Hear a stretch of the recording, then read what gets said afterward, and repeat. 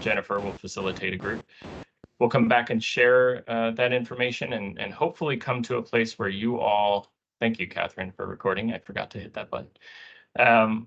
Hopefully come to a place where you all have a recommendation that you'd like to bring. And I'll note now and later that your recommendation is not necessarily one that's going to go directly to the board, but it's this body's recommendation for the executive director of the state board, or Dr. Sarah Morrison. That will be taken into consideration among other things as we consider the timing and the type of changes we may want to bring to this. And then we have one slide, and then we're bouncing around a few ideas this morning before this meeting of a few additional topics we'd like to discuss with you all. And we'll have a little bit of open time for you all to raise topics that are of interest to you so that we can make sure that at some point we find some time to devote to those issues. Before we get into the EdTPA, I know this is a ton of text on the slide, but I did not want to go too long without sharing with you all that some of the work we did last year or last summer with NASB, the National Association of State Boards of Education, and the department was to develop a draft vision and guiding principles for educator licensure. And this is what we came up with. And I want to slap draft all over this because we would like your feedback on this. So the vision is that Tennessee's educator licensure structure reflects the state's value of and high regard for the profession and promotes the goal of each school being sufficiently staffed with qualified and effective educators. Truly a vision. It's a sentence that has a lot in it. And so that's kind of our big goal. And then within that, we started to tease out some of the principles that we believe were important for an effective licensure system. I'm not going to go through each of these. You can certainly read them on your own. One thing I do like to note, though, is that I would argue that we're doing some of these really, really well, and we have some work to do on others. And so it's not necessarily the case that, we're knocking it out of the park and our licensure system reflects all of these principles, but I do think that we're doing a good job with some of them. Namely, some of the feedback we received around multiple meaningful, clear, and effective paths. The paths part, so having multiple entrance points into the system, is one that we heard from stakeholders we're doing a good job of. The clear part, maybe not necessarily the case, and there's some work we could do there. But over the last few years, there certainly have been more pathways developed to get into the licensure system. For those who did have some time to review this slide, can I just take a moment, and if you have any sort of initial feedback or thoughts you'd like to share with the group, we'd love to hear.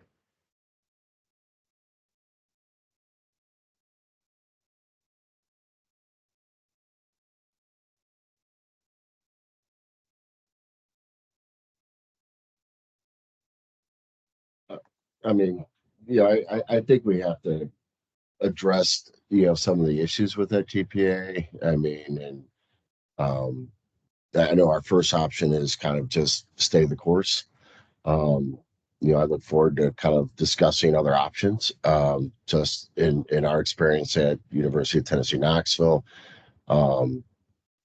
it does appear to be more of a barrier for us and our candidates. And looking at how adjacent reliability is done, I think is very concerning, as well as and I'd be in favor more of like a holistic approach, and possibly even considering moving the accountability from the individual to the ed prep provider, possibly.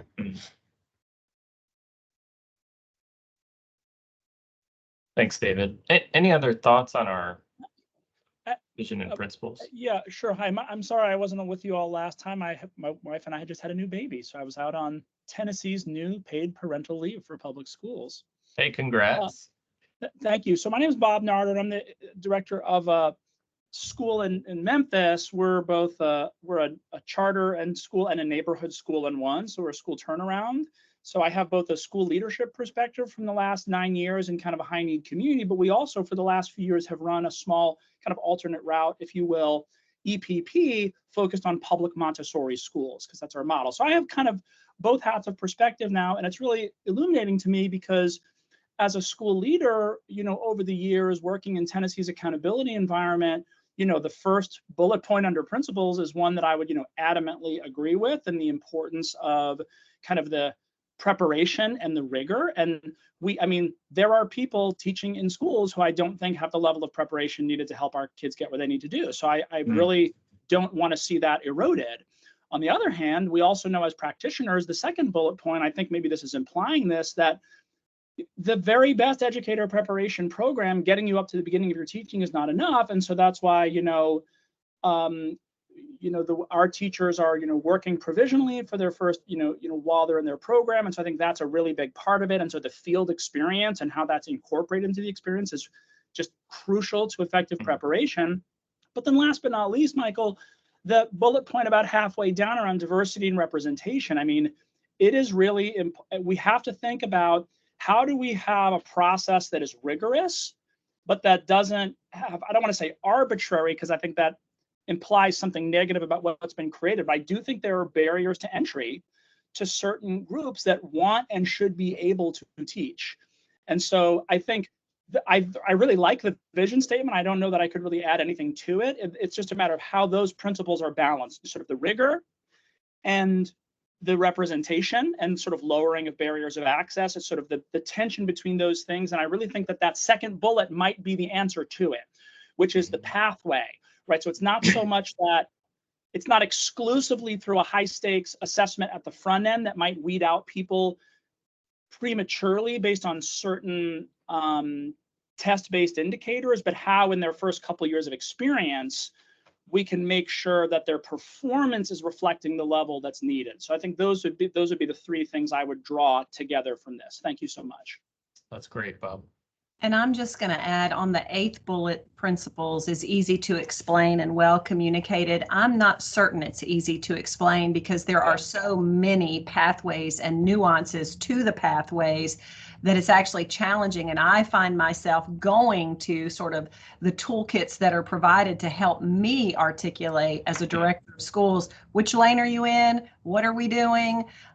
So I would say that principle needs, well, it certainly needs work, so it's easier to explain, but maybe needs to be reworked because I'm not sure we're meeting the mark there. Yeah, I would agree. As somebody who's worked kind of in the licensure space for about 10, 11 years now, I sometimes still have to go back to the rule and remind myself, and that says something.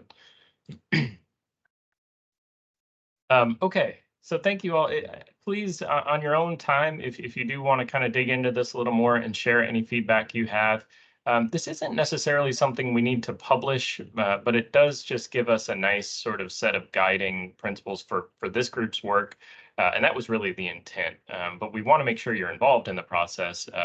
So please spend some time looking at this. And if you have some additional feedback you'd like to share, just send it my way. Okay, EdTPA. So what is the EdTPA? EdTPA is a performance-based assessment of teaching developed by SCALE, Stanford Center for Assessment, Learning, and Equity. And during a candidate's, take one step back. So every teacher candidate that is going through an approved preparation program in Tennessee must complete a clinical practice experience. And that is a lengthy experience where they are, in some cases, in a job embedded clinical practice, they're serving as teacher of record while they are doing their clinical, or while they're completing their clinical practice. They're being observed both by a school leader and supported by a mentor. In other cases, more traditional programs, they're doing student teaching, which is something folks are probably very familiar with that term, which is a minimum of a 15-week experience, or they're doing a year-long internship. So some undergraduate programs are designed in such a way, David can speak to this pretty well, where there's a fifth-year internship experience. There are other programs that have kind of residency models that fall into the category of internship, because in this state, we don't have a statewide definition of residency. So they're really categorized as internships. Regardless, both of those are clinical practice experiences. Candidates complete the EdTPA during that experience. It's a portfolio assessment that includes lesson plans, samples of student work, assessments, videos. So it's a very comprehensive and involved assessment. trained scorers who are either pre-K-12 teachers or teacher prep faculty score each EdTPA portfolio. And EdTPA is offered in 28 different subject areas. So something kind of unique to the EdTPA is that it's a pedagogical assessment, but it is sort of tied to the area that the candidate will be teaching. So there are some aspects of assessment of content and how they're delivering the content area they will teach. 20% is subject specific. I would love to hear if anyone's willing to do this, one of our ed prep folks, can you just kind of at a very high level without sort of coloring it in any sort of way, just describe what EdTPA looks like in your program? Where does it fit within your program? How is it supported? What is the experience like? I will say so. I'm Megan Parker Peters. As if you don't know me, I'm the Associate Dean at Lipscomb University in the College of Education. I'll say EdTPA has evolved over the years since its inception. We started about a year before it was mandated back in 2019. At that point, we didn't have a full-time person dedicated to EdTPA. It's almost always, at the very beginning it wasn't, but now it's always a part of our student teaching experience and runs in conjunction with the seminar, which I know many of the prep programs have in conjunction with student teaching.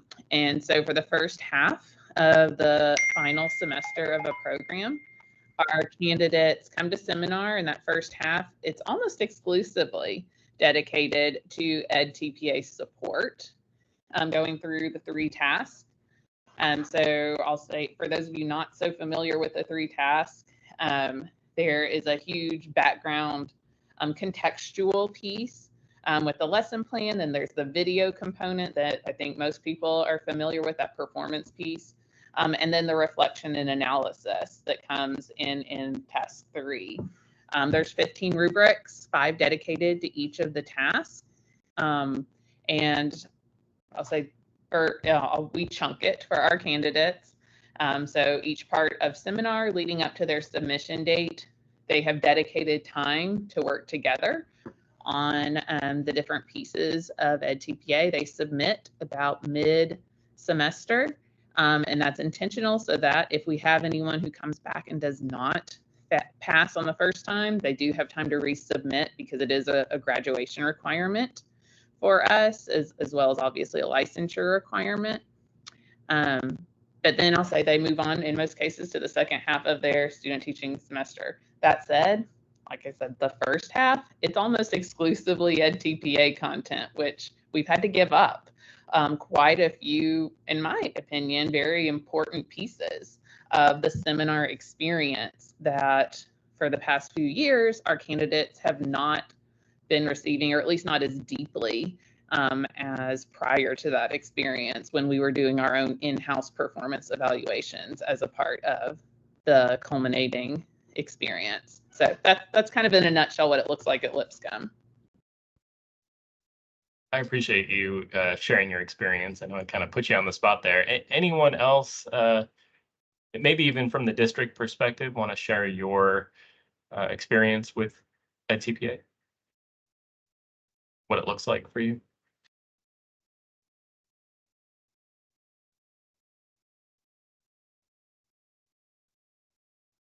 Michael, I'm not from the district, but I'll share just a little bit about what UT Martin does right now. I'm Stacy from UT Martin, the director of the EPP here, and everything Megan said was spot on with basically what we're doing here. Also, we have a seminar during student teaching. It's not solely dedicated to EdTPA, but like she said, the largest majority of it is EdTPA at the first of the semester. Something I started doing about a year and a half ago was we do a high-level overview during seminars each week, and then I assign faculty coaches to each candidate, just in their content area, just to also assist with anything specific. Like, for example, the elementary folks, they have a huge literacy component that's very different from some of the other handbooks, and so they spend some quality time with that group. working specifically maybe on that kind of literacy strategy, that kind of thing. For our candidates, it's very overwhelming. We didn't start doing EdTPA until it was mandated. We have lots of programs here at UT Martin. I think I'd generally go with 20 handbooks sometimes of the different handbooks. So we've got a lot going in that arena. But I'm very excited to see what this group's going to do, because over the years, as some things have gotten better, as we've gotten used to it, they're also not going as well as we would like for the student and the experience that they have in the classroom. It just really, really feels like it's taking away from their experience. And I think we all feel that here in the EPP. And I know for a fact that the students feel that. And we've had some feedback from the district saying, wow, it seems like that it'd be more important for them to really, get in here and have a lot more application and not be so focused on and worried about an assessment at this point. So from the district perspective, what I would say is EdTPA, certainly there's a benefit to a performance-based assessment, as we all know. However, this has really created challenge for both the student teacher and the cooperating teacher. They have to think almost inorganically. Okay, we got to set up we got to film this, we got to do this, and we got to move this child because this child can't be in, or it's just a lot of logistical things, which in my view sort of breaks the flow of authentic teaching and learning, and can just create some hiccups there. So it's extra time, it's extra logistics, which is challenging. And it seems to me, pardon me, student teachers maybe are lacking in some of the experience of the olden days, where they really get invested with parents and other teachers. And again, it's that organic learning that a student teacher has. I think EdTPA has created some real hurdles and sort of stopped the flow of some things that are really powerful. If I'm being brutally honest, the only positives I've heard about EdTPA is when a student teacher has finished it and submitted it. So, you kind of wonder what's the benefit there if that's the positive. And that's me being brutally honest. I hear far more about the challenges, frustrations, and time. Are those things creating practical barriers that are preventing people from getting licensed? I would say from the district standpoint, we are certainly looking at alternative pathways and finding people who are willing to go that route as opposed to the EdTPA or traditional licensure approach as it is right now. Does that make sense?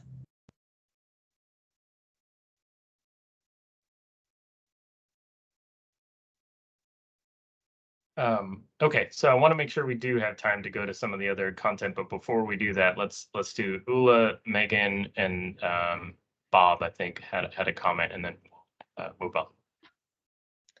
Yeah, thanks. I echo a lot. I'm Megan Salami with Memphis Teacher Residency. I echo a lot of what I'm hearing. I think I would add on, in light of maybe a lack of a comprehensive statewide definition of residency, I would add that I do think that the barriers are reduced or mitigated a little bit when someone is in their internship site or placement for the year. We're able to time some things to mitigate some of those barriers.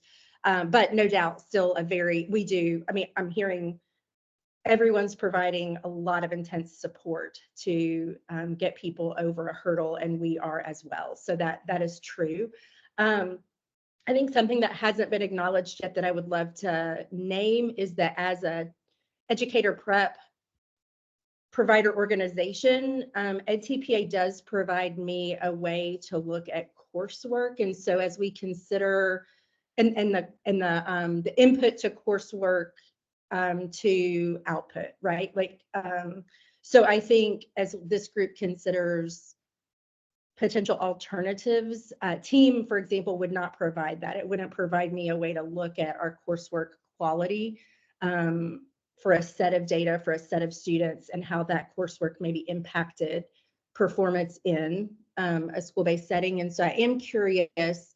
That's something I consistently think about, like, oh, this is a really stressful and frustrating situation. And also, like, it gives me back some data. So I am curious how this group might help us think about EPP improvement and growth and quality metrics, and maintaining that quality if we adjusted our pedagogical assessments. Ula? Yeah, hi, my name is Ulla Kaur, and I manage a program that is job embedded. So currently we are not dealing with a TPA.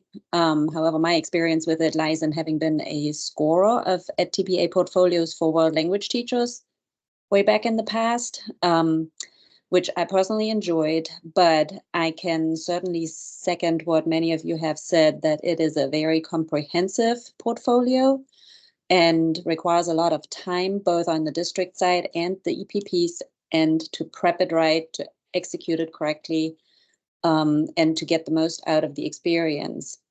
I see Dr. Stevens' point of this has become so cumbersome in a way that naturally we are looking for alternative ways, which then lands a lot of the candidates in the job embedded world, where as of recent legislation, we don't have to do that TPA anymore.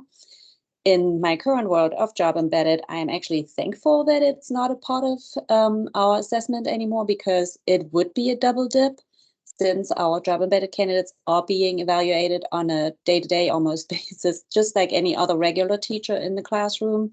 So putting in a whole nother portfolio on them on top of the PP work they have to complete and the school-based evaluations they are going through would have been, what it has been in the past for those who have done it, a lot of work, and it was kind of superfluous. So I'm glad it did go away.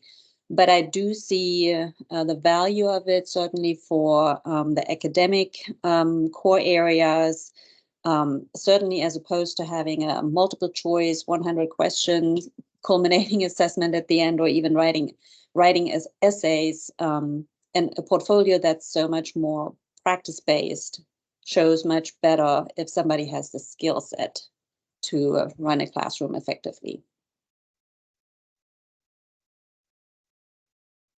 Bob, and then Matt, you squeaked right in. So we'll do Bob, Matt, and then we'll move on. Well, for a charter school person, Michael, I was trying to be unusually well behaved and make sure that you were actually authorizing us to make evaluative comments and not simply the sort of non-evaluative overview. I'm not throwing shade on any of the other responses. I just No. It's funny you should say that, because as you all were talking, it is very clear that it's impossible to just to speak very objectively about just the experience of EdTPA. So this is okay, because we don't have another space for this, because we'll eventually go into policy discussions, and you all will have some time and space to discuss with each other, and some more of this will likely come out, but please feel free. I mean, I think the descriptions that have been given have been excellent, and I don't really have too much to add. I'll just say we do very, because of every single person in our program is in a kind of a residency model.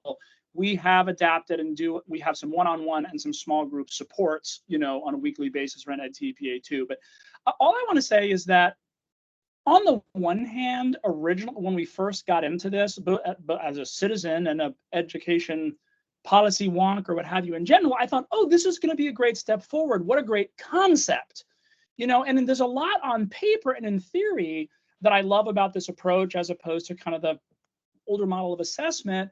But I think that really my two basic issues, just to try to put a fine point on it, is that to a large extent, what we have found is that there's a pretty high correlation with your ability to do kind of like academic writing. And don't get me wrong, I mean, I'm married to a PhD in American history, so the last thing I'm against is academic writing. But I don't know, and if you can do academic writing well, that in many ways can help you be an effective teacher in our state with the kind of standards we have now. But I think it is in effect filtering out some people who actually we find can be effective in front of children at the level that we need them to be able to work at, but who might not be they just maybe themselves didn't have the kind of academic experience that prepared them to be really effective academic writers. Now, this is a sensitive issue, and I'm trying to be direct but conscientious in saying this. And so, it's like I said earlier, I don't want to lower rigor. We just have to really think about what does it mean to define and measure rigor in the context of what we're trying to do that doesn't essentially filter people out who might just not have been really good college paper writers. And so the last thing I'll say about that is that it, in fact, I wouldn't say necessarily correlates with what we've seen as effective teaching. We have some people who actually, it's more so the case that people who can do EdTPA well can also teach well, but not always. We have some people who are good at the paper writing, but are not effective in front of kids. But more significantly, we have people who are effective in front of kids, but struggle with some of the writing for EdTPA. So I think that's the way I would try to synopsize the practical frustration we've had more than a theoretical objection. Thank you. Thanks, Bob. Matt. Yeah, I think there's definitely been a lot of good commentary that's been shared so far. And I agree with a lot that's been said. So I asked my staff, if EdTPA were to be thrown out tomorrow and you were to design an assessment, what would it look like? And, in their responses, a lot of what they described are the components that exist within EdTPA, from building context knowledge of your placement site, right? That is critical to good teaching, to planning effective lessons. We know that, right? To leading instruction, to reflecting on your data and then using that to inform future instruction. Those are that's the cycle of teaching and learning. And so I think from a foundational standpoint, EdTPA has those things. Where it misses the mark, at least in my experience, is that EdTPA now becomes about the assessment itself, where our candidates took it about a month ago. 90% of the conversations that I had with candidates and about their experiences was not about teaching and learning. It was about following the rules of EdTPA. It was, make sure your video is this length. Make sure your page length is this. Make sure you're following this. You're doing this. You're doing that.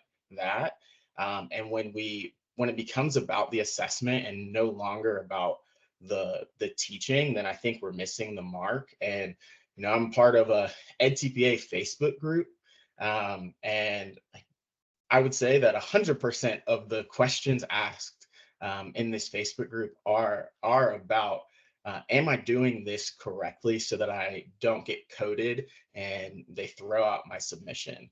And I think if that's the conversation that we're saying, to say yep, someone is licensed, then we're missing it. It's all right, am I just passing it? And we're not having candidates think about what is really solid instruction anymore. So yeah. Thanks, Matt. I think that was a good and unique point to add to the conversation already being had. A few good comments in the chat as well. Make sure you look at those. We will touch on some of these issues throughout this presentation. Okay, a little bit of a history lesson for you all. Some of you, again, know this really well. I'll try and move fairly quickly through it, but did want to make sure that everybody was on the same page with respect to EdTPA in Tennessee. So back in 2009 to 2012, there were 3 EPPs that began piloting EdTPA: Vanderbilt, UTK, and University of Memphis. Board policies, so state board policy began allowing EdTPA to be used in lieu of PLT, which I know I haven't introduced, but that is the pedagogical assessment by ETS, who makes the Praxis series assessment. So even if you're not super familiar with educator preparation and assessments, Praxis is probably a term you've heard before. The PLT exam is a multiple choice assessment that measures pedagogical skill. So a very different type of assessment from EdTPA, but still measuring the candidate's ability to understand how to teach. 8 EPPs began using the assessment, that is the EdTPA. So Tennessee was kind of an early adopter. I know there are many folks on this call who picked up EdTPA at their institution pretty early in the game.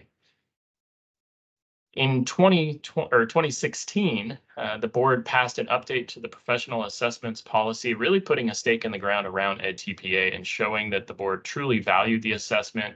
Again, Tennessee early adopter, we were starting to see that data was actually looking quite good. And EdTPAs were seeing candidates improve performance on EdTPA. Backing up one step before EdTPA, and someone please correct me if the statement I say is incorrect, but EPPs had various assessments they were using. There was the PLT assessment, but as far as assessing candidates during their clinical practice, EdTPA brought about a formality and structure to that process that did not really exist kind of across the state in any sort of formal fashion. Fair statement for my EPP folks? Okay, cool. So in 2016, the board passed this policy that said, you know what, let's get EPPs to a place where they are all implementing EdTPA. Let's require it for licensure, but provide an on-ramp that was fairly lengthy, but a little under, I guess a little over 2 years. And so that date was set of January 1st, 2019, where the EdTPA would become a licensure requirement. There's something very different between requiring it as part of your ed prep program or as part of ed prep program completion versus requiring it for licensure. When it becomes required for licensure, that is then a thing that they have to submit in order to be licensed to teach in Tennessee. And so that date was set January 1st, 2019. 2 years later, the board updated the professional assessments policy to allow a gradual ramp up of the cut score. So when we speak about cut score, and we'll share a slide in a minute that gives a little more detail on this, there are different cut scores for the different handbooks, and that's based on the number of rubrics that they have. But most handbooks have 15, just doing this off the top of my head, 15 rubrics, and the nationally recommended cut score is 42. And so in 2018, when I was at the department, we recommended kind of a ramping up of that cut score to eventually make it to a 42 so that we would have the highest cut score in the nation. There are no other states, to the best of my knowledge, still that require EdTPA that have a 42 as their cut score. In January of 2019, the EdTPA became a requirement for licensure. And at that time, EdTPA qualifying scores increased to a 38. So we were already kind of inching up there to a place where we had a pretty high cut score.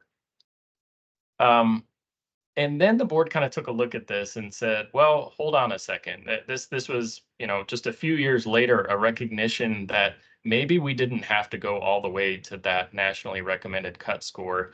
Erica did some fantastic research that really looked at the performance of candidates on EdTPA by score and showed that there was a relationship between the two. I think somebody brought this up in the chat. I know some EPPs may see something different in their own data, but when we looked at this statewide, there was a relationship between performance on the EdTPA and evaluation data once they got into the field. But there was a point where it really didn't benefit us to just continue increasing that score, because we would end up losing some teachers that were otherwise effective, highly effective.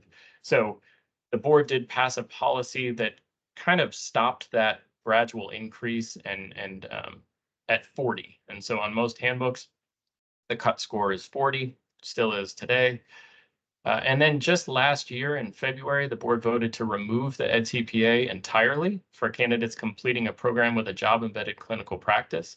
That was a recognition that these are people who are completing a preparation program while they are serving as teacher of record. They already hold a license. They are completing their program. It's a post-bac program, job embedded experience, where they are completing their preparation. They're completing their EdTPA, but they are serving as teacher of record. They own a classroom. They're responsible and held accountable for that classroom. They're evaluated by their principal. So this was a recognition that those folks are already going through a formal evaluation from their supervisor. They're also being evaluated by their mentor teacher. And the board voted to remove that EdTPA requirement. That went into effect last June.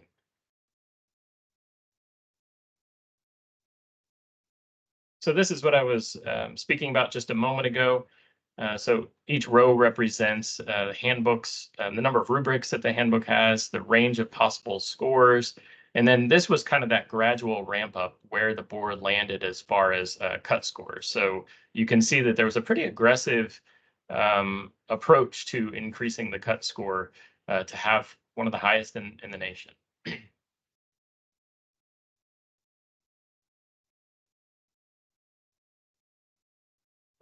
We wanted to share some information about our border states. So to help you all as you kind of consider what you think you'd like to recommend, we wanted to share kind of how our border states have approached this. This, we populated this slide. Erica, was it back in 2021, just a couple of years ago? Yes, so I've also updated it a little bit just last week. And I believe, correct me if I'm wrong, the only state that really changed was Georgia. Georgia went from requiring NTPA to not. Yes, that's correct. But there are other, it's not just a yes, no. So as you can see, Alabama, Arkansas, and North Carolina have some sort of different approaches. Alabama requires a performance assessment. EdTPA is an option. North Carolina takes the same approach. Arkansas requires the EdTPA, but only for their state administered alternative certification program, not for other pathways. And then you can see if they do require it or allow it, cut scores on the right. But most of our border states do not require it. These are just some data notes that we wanted to share in advance of sharing some data slides with you all. So we looked at some of the most recent cohorts of completers from prep program, so 2019 through 2022. We pulled out job embedded candidates, and the reason being those folks are no longer required to do EdTPA. So we wanted to make sure we were sharing data that represented just the group of individuals who are required to do EdTPA. And we only looked at tests submitted before September 1st, 2022. And in most cases, except for one of the slides I'll share, only first attempts are included. So only about 6% of test takers, and you could say only, but some folks, if you look at the numbers, you could say that's actually a decent number of people, had more than one attempt. So diversity. Going back to our principles, that is one of our guiding principles, is to increase the diversity of the teacher workforce. Obviously, there's research out there that shows that diverse teacher workforce benefits all students. It's part of our master plan. And when we looked at EdTPA and diversity, what you can kind of see is that there is a gap and has been a gap, but that gap is kind of closing in a way. And so if you look at the most recent data down here, you see that teachers of color actually performed better than white teachers. So there is kind of a question mark there as to whether we're seeing that gap or if that's truly closing. This is, a fairly small sample of data, but it is encouraging to see that gap may be closing. On the PLT, however, so that praxis exam, that gap kind of remained. And in the most recent data, which we were only able to pull because there was a provision during COVID that allowed candidates to complete the PLT in lieu of the EdTPA for that year. So we did have some data to look at. In that case, we still saw a gap between teachers of color and white teachers.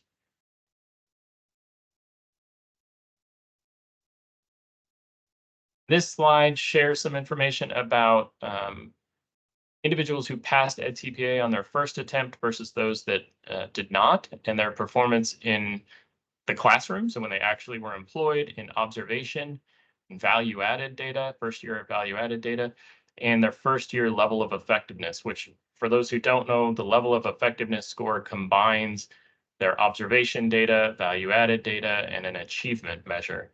And the thing that I would call out here is that there are differences.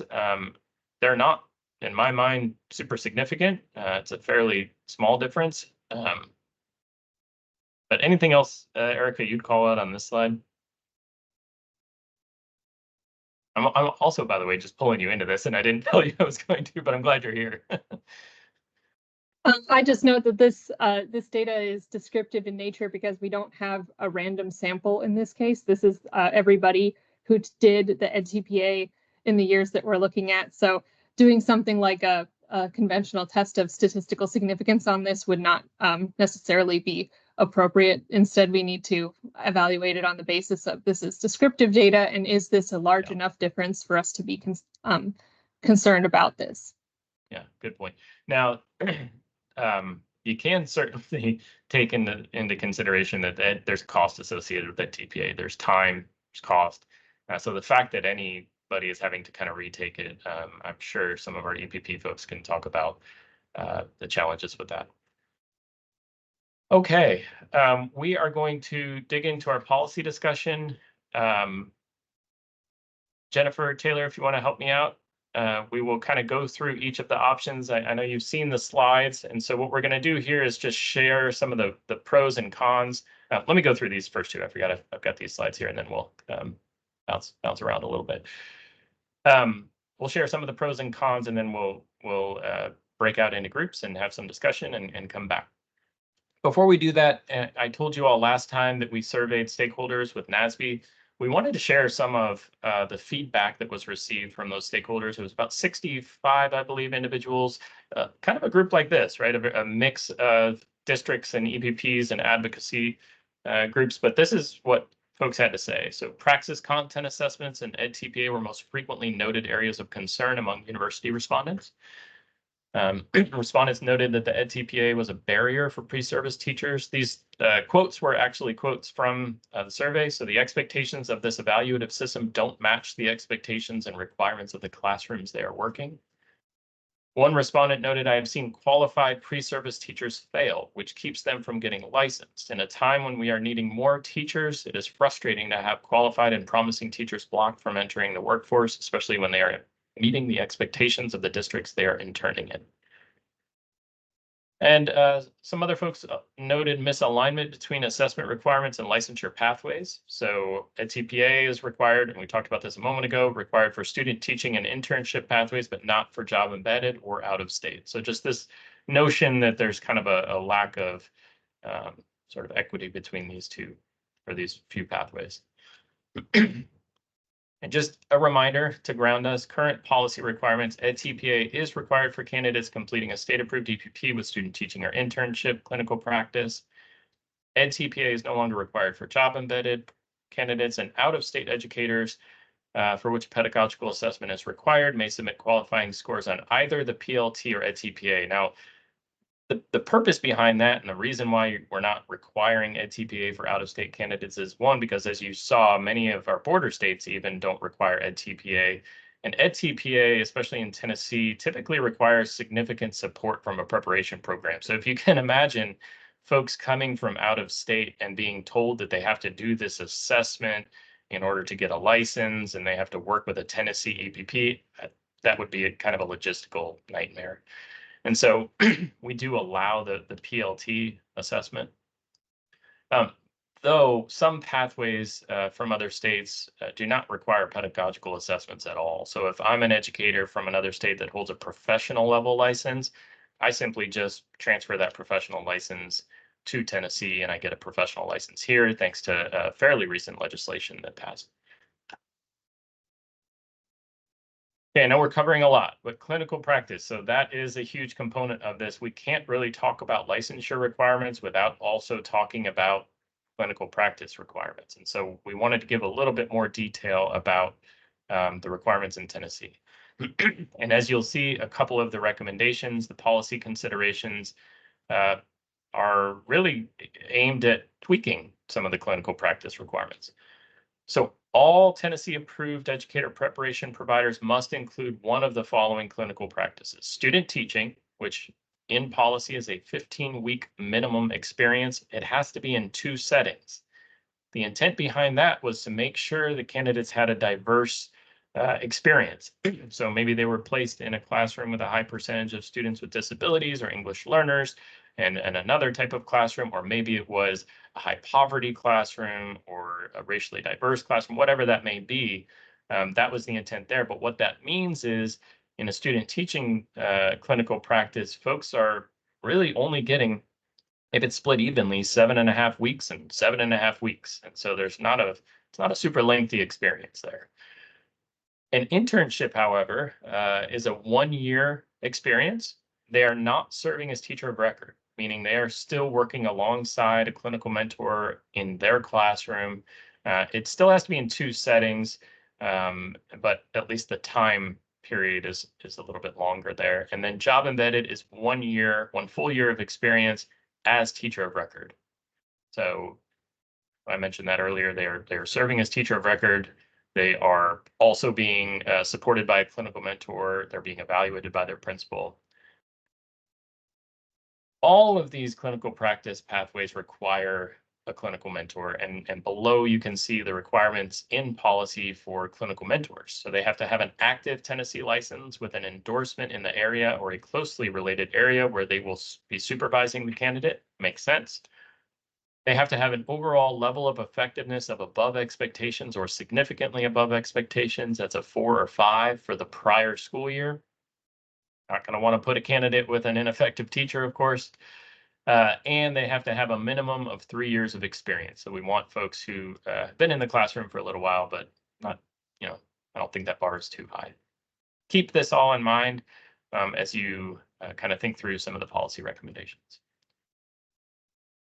Okay, at a high level, here are the 4 options we came up with. I certainly don't want to say that this is it, and we've covered all the possible options. Somebody on this call may have another option, and that's fine. I think that can be something we discuss, but we tried to be thoughtful about reining in some of the core options that this group could consider. One is to maintain the current policy, which just based on everything that's been said thus far, I'd be surprised if this group landed there, but it is an option. 2 would be to provide an additional pedagogical assessment pathway. So keep EdTPA, but find another assessment as well, and allow EPPs and candidates. And that was a conscious decision to put those 2 groups to make sure that it was a conversation between the 2 to choose. Option 3 is to get rid of the pedagogical assessment requirement. So no EdTPA, no alternative pedagogical assessment, and require that candidates complete a more robust clinical practice. We'll talk about that when we get to those options, but that would require changing some of the structure around clinical practice, especially for undergraduate student teaching programs. Option 4 would be to allow the EPP and candidate to determine whether candidates will complete the EdTPA, another approved assessment like the principal or the praxis performance assessment for teachers, or complete a more robust clinical practice. So that's kind of the menu of options. If an EPP wants to only offer EdTPA as the licensure pathway, they could do that. If they want to redesign student teaching and make that a more robust experience, they could do that. If they want to provide a pathway through a different assessment, they could do that. Okay, I'm going to turn it over to either Taylor or Jennifer, if you want to kind of go through some of the pros and cons, and I'll control the slides. Thanks, Michael. Yeah, so I'll go through option 1 and 2, and then I'll turn it over to Taylor to do option 3 and 4.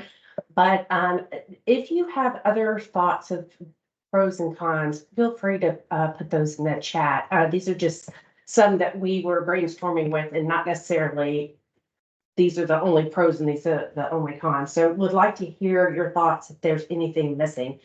But going back to option 1, maintaining the current policy, and that is that all candidates except for job embedded complete and successfully complete the EdTPA. Some of the pros that we came up with is that the EdTPA is consistent with the last 10 plus years of practice. So we've been doing this for a while and have some data on that.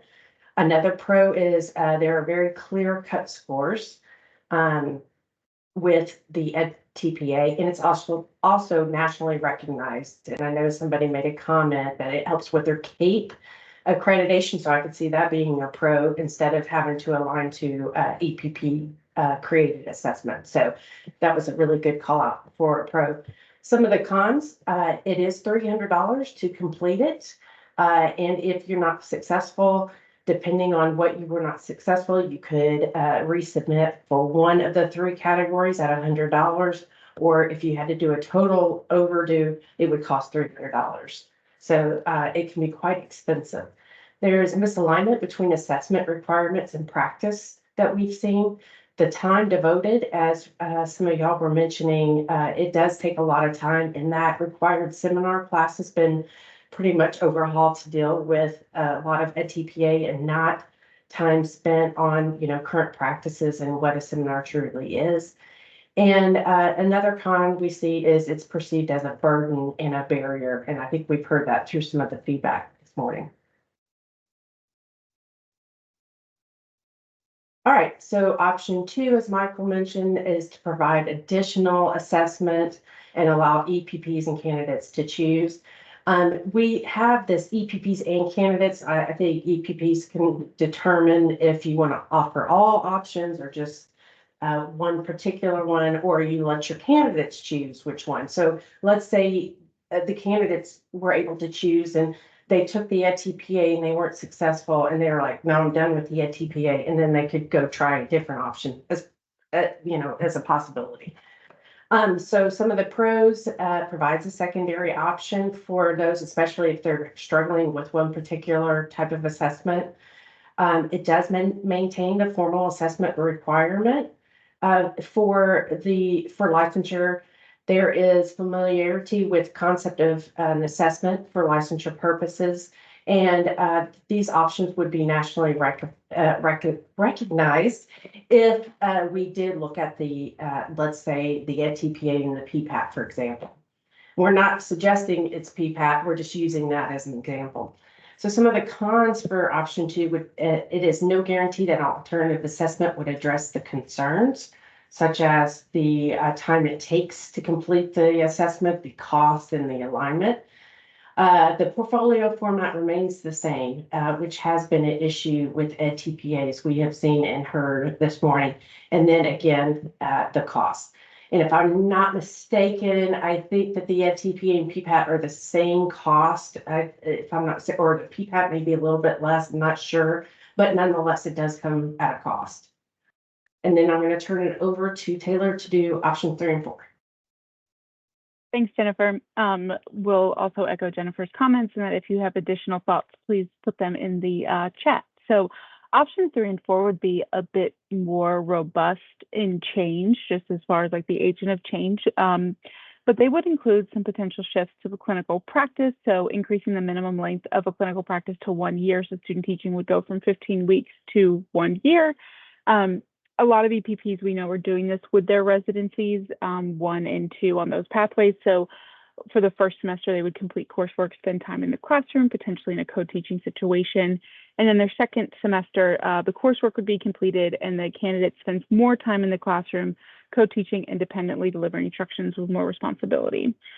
This could potentially be a shift for some EPPs. And then, of course, creating a more prescriptive requirement related to how candidates are evaluated. You should be able to click on the link below for the NIEP Aspiring Teacher rubric. If not, we can definitely get you all a link to that. But it's basically a modified version of the team rubric, but for pre-service educators. Can I add really quick, Taylor? And I forgot to mention this to you all on Friday. I had a meeting with someone who used to work for NIET, and there is a cost associated with this rubric. So I don't want to, and we didn't note this on here at the time. I honestly wasn't sure of that, but there is a cost. So use of a rubric like this, a proprietary rubric, would require either the state or EPPs to invest in that. And I don't think we noted that on our pros and cons, but just want to throw that out there.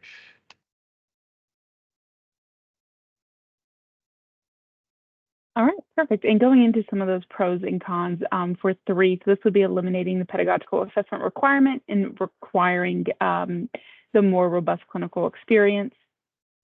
Pros being the removal of this perceived barrier that we've heard quite a bit about. Longer time in the classroom before serving as a teacher of record, especially for student teaching pathways, more structure around the evaluation and feedback cycles during the clinical practice. Clinical placement, and then building out clinical practice could support weeding out individuals who may not be ready for the profession. This is something that I personally have heard quite a bit of, from directors of schools in, my role, I apologize, looks like I'm frozen, so let me turn my camera off and on again. So that's just to, put a statement out there, not to, sway either way, but that is definitely a piece of feedback that we've heard from some stakeholder groups. Cons for this option could potentially be challenges relating to scheduling and timing out of clinical practice and coursework, especially bringing all the different stakeholder groups together and all the moving parts and pieces. We know that could potentially be a challenge. There'd be no formal pedagogical assessment requirement in terms of licensure purposes, and there'd be no tie to a nationally recognized assessment with a cut score, and then a potential issue with reciprocity, which we know that Tennessee utilizes frequently, and so we have to think about it from the other lens as well, especially for those who may be getting licensed in Tennessee but may not choose to actually practice in Tennessee.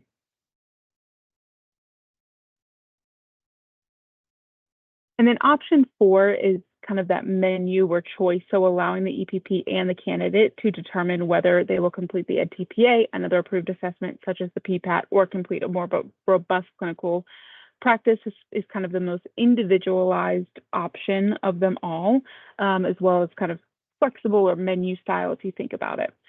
Pros here could be removing an assessment, again, depending on the option that is chosen, allowing for the longer time serving in the classroom, so creating more structure, support that weeding out, and then supporting the reciprocity through the use of multiple pedagogical assessments. So again, a lot of the same options are seen here in pros and cons between 3 and 4, especially because option 4 here is so dependent on that choice and the candidate and the EPP coming together to make a decision. And then for the con side, depending on the option chosen, could create, again, those challenges relating to clinical practice and coursework, removing the formal assessment piece, potentially removing the tie to the nationally recognized assessment, and then potential for the issue with reciprocity. Okay, that was a lot. I know, but we actually took 6 options and got them down to 4. So it was less than we had to begin with. Let's take just 5 minutes. And you should have these documents in your email, so you can open those and just kind of sit with them for a little bit. And if you need to take a bio break, we can do that as well. But let's just take a true 5-minute independent reflection time, consider each option and the associated pros and cons. Yeah, Taylor, I may need you to explain that one there. And then here, the key question that you will respond to is, based on the feedback we've shared, the historical data, and the current policy requirements, which option would you advocate for? Okay, so let's you can feel free to go camera off. We'll come back in 5-ish minutes. If it looks like we need a few more minutes, then we can take it. We've got the time, and we will reconvene in a moment. Taylor, you want to kind of quickly explain the Padlet if there's any need to do so?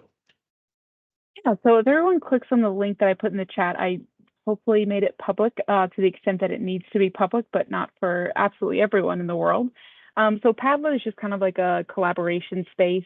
When you click on that Padlet, you should not need to sign in or anything. If you have an account, you may get signed in automatically, but there should be a box that pops up where you can kind of enter like the subject and what you're thinking. And so we wanted to create a space for you all to be able to document your thoughts, and then, potentially align to other folks' thoughts that have posted there. So that is, an option as well. If you feel comfortable, you're welcome to put your name. If you'd rather not, you certainly don't have to. But this will be lasting feedback that we are able to, take forward and refer back to. And I will share, Patrick, good question there. I will share a link to the professional assessments policy. So you all have that in front of you. But I'll certainly note that this is not the only policy that governs some of the things we're talking about. There's the licensure policy and the preparation policy and rules associated with those as well. But this is the policy that specifically lists out the content areas and the cut scores for each. All right, we'll see everyone in 5 or so minutes.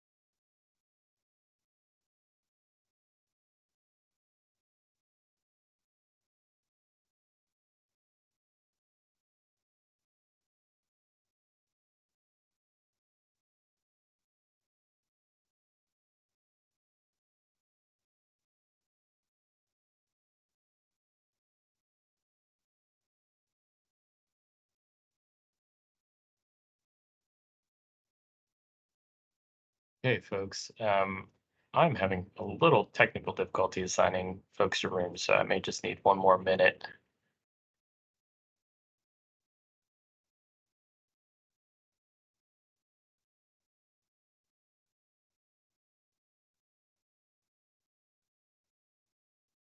Yes.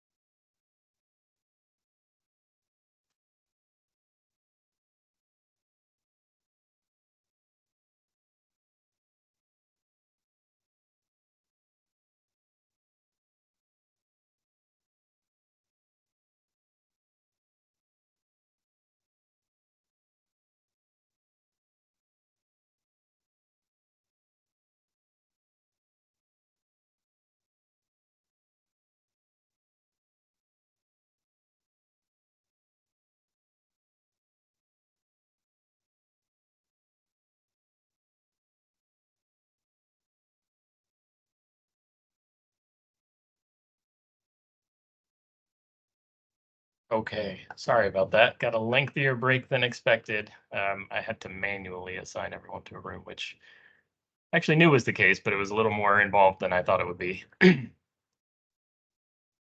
Okay, hopefully everyone had some time to just truly think on these options, pros and cons. We are now going to break out into groups. I will be in one group, Taylor will be in another, if I did this right, and Jennifer will be in another group. And we want to discuss the following questions. Which option appeals most to you? Why? This conversation about flexibility and rigor keeps coming up, right? I think you all have recognized that. The state board certainly has recognized that over many years, has really tried to balance this flexibility and removing barriers while also having data and understanding about prospective educator effectiveness.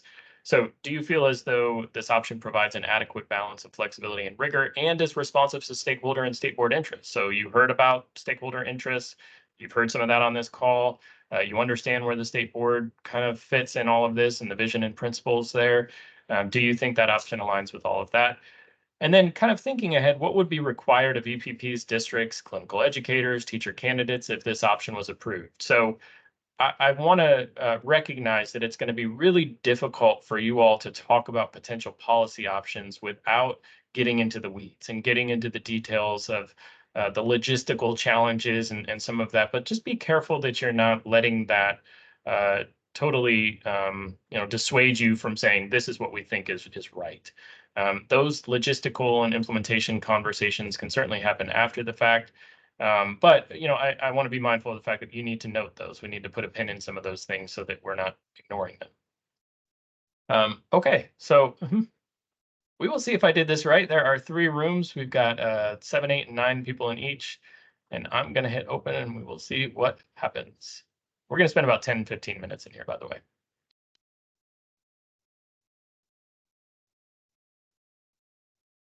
We're moving people to their assigned rooms. So far, so good.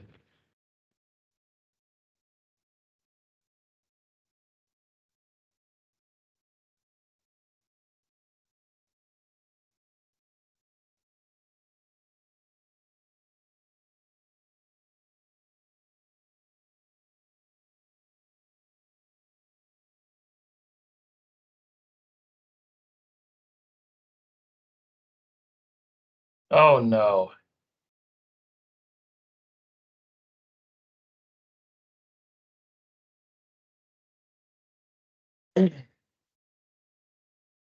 Catherine,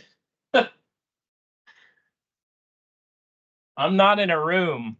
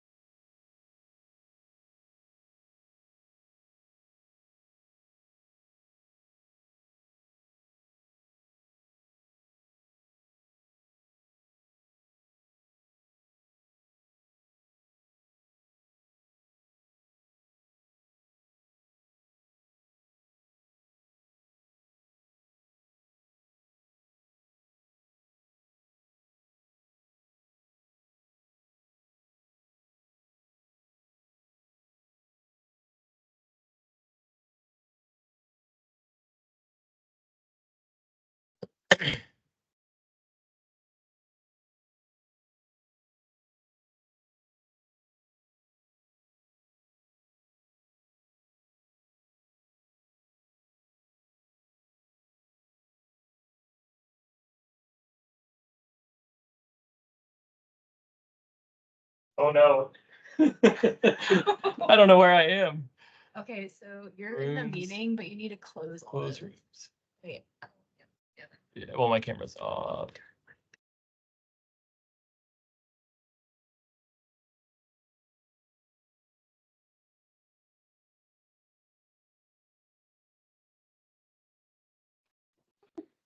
Say. Oh, there we go.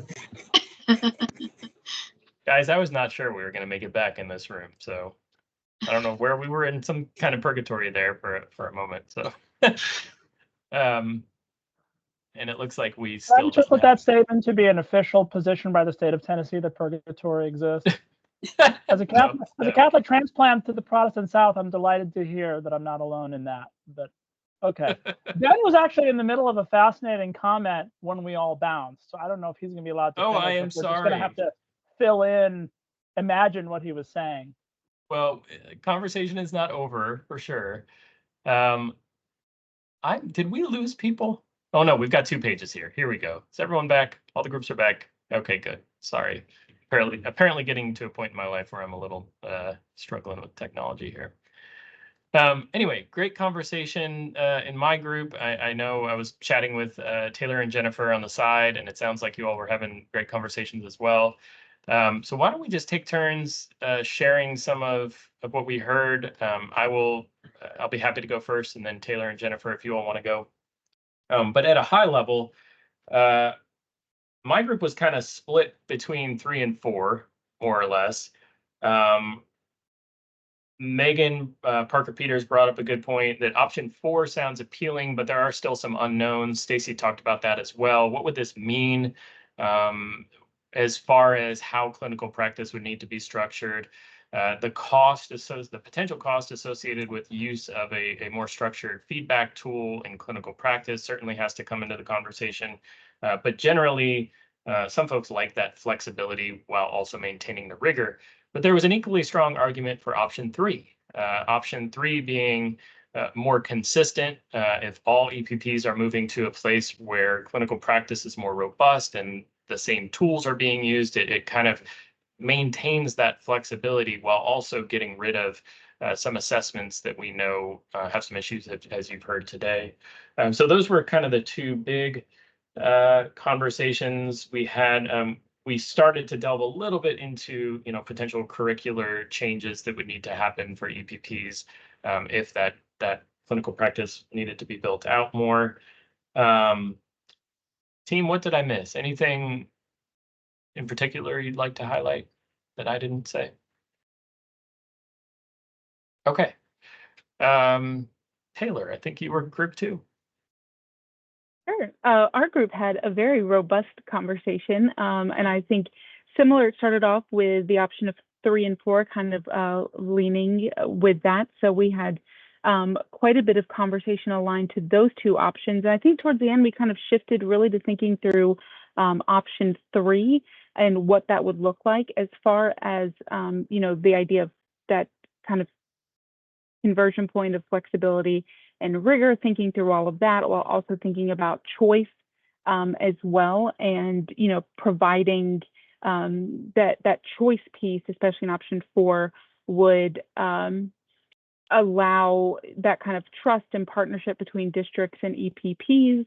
And then we talked a lot about implementation support. I think a lot of our answers throughout the conversation kind of went into that question before we even really looked at it, full bore. So a lot of that would be a lot of robust guidance around what it would look like for the different stakeholder groups, and what that implementation would look like across the board for EPPs, and being able to manage those different tracks of candidates, ensuring that districts are set up with support of how they would be, supporting candidates, and then the candidates themselves, especially if this would be a shift from what they might have, entered into an EPP thinking they were going to be doing, or any kind of preconceived notions about what clinical placement might look like.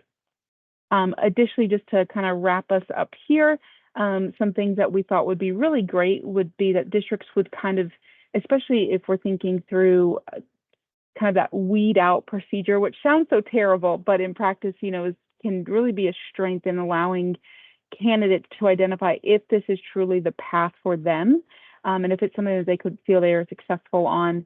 And then it would also allow districts the opportunity to see some really strong candidates, kind of pre-service, and someone that they might want to offer potential early offers to, and where some individuals may need additional support. And so if I have left anything out from my group, please let me know. But a lot of really great, robust conversation from a lot of different perspectives, which was wonderful. All right, I'll go ahead. And we also had a very nice conversation in our group, and a lot of words kept being repeated, and some of those were choice, having a choice. That was, and we also, let me back up, we tend to lean to 3 and 4, definitely not 1. So that was very clear in our group, but the words that kept saying choice, letting the candidates and EPPs have choice, robust, what does that look like? Rigor, what is the rigor look like? A lot of that flexibility, and also some clear guidance. And we also had some district friends who talked about option 4 would give options for like staffing issues and staffing concerns. So like an example, if you went to a year-long residency and you had a teacher leave in the middle, you have that clinical practice permit option that is there, but sometimes that may not, be the best fit. So, you could run into staffing issues related to that. So really good items that were brought up, and kind of mimics a lot of what you said, Michael, what you said, Taylor. And for my group, if you have anything to add, feel free to add. But took a lot of notes and happy to share with the group.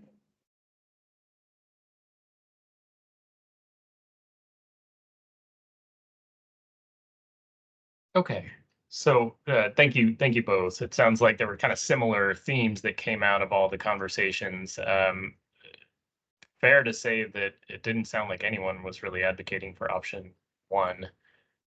2 doesn't sound like it was discussed all that much, but 3 and 4. And as I mentioned a moment ago in my group, the conversation around that more rigorous clinical practice started to venture into the territory of what would that look like. Sharon, I think you put a great comment here in the chat that was also reflected in our group. What would that sort of accountability evaluation of that clinical practice look like? So our next slide, Taylor, Jennifer, stop me if you want to go a different route with this, but I have a thought. So our next slide was really going to force you all to vote, and we'll throw out a poll, and you all have to pick one and give us kind of your opinion on it, which you'd pick. But before we do that, why don't we talk just a little bit more about this rigorous clinical practice, so that maybe you have something a little more specific in your head as you're going into this, because I agree, we didn't spend a whole lot of time on that, building out what that would look like. So why don't we just kind of start to throw out some ideas there, and structurally what that could look like. I'll start, and then anybody else, Jennifer, Taylor, or anyone, if you want to jump in. So I think that we've thought about that as a year-long experience being the minimum. So on paper, the clinical practice would be a year-long minimum student teaching. But as far as what that would look like, it could look kind of similar to, well, let me back up. One benefit of the year-long experience that we've heard is that candidates would then be able to experience the beginning of a school year. Theoretically, we understand that the calendars don't always align with ed prep providers and districts. Theoretically, the beginning-ish of a school year through the middle, and then to the end of the school year, again, pending calendar issues. So there's one benefit that would probably be part of the description, right? It's a clinical practice that includes experiences throughout, from the beginning through the end. As far as sort of accountability goes and monitoring, similar, anytime there's a law passed or a new rule or policy, the state can kind of choose how it emphasizes that or implements that with EPP. So let's look at an example, a recent example. That would be the Literacy Success Act and how EPPs had to redesign their programs to better train candidates on the foundational literacy skills, trauma-informed practices, high-quality instructional materials. There was some money tied to that, so the General Assembly did give some funding. The state was able to contract with folks and design some modules that EPPs could then pick up and implement into their programs, integrate into their programs. And then EPPs had to show the department how they were implementing or redesigning their program. That was sort of the initial accountability measure where redesign was happening. EPPs had some flexibility in how they did that. They had to meet some minimum criteria, and there was kind of an, I wouldn't call it an application process, but a process by which they were submitting evidence to the department.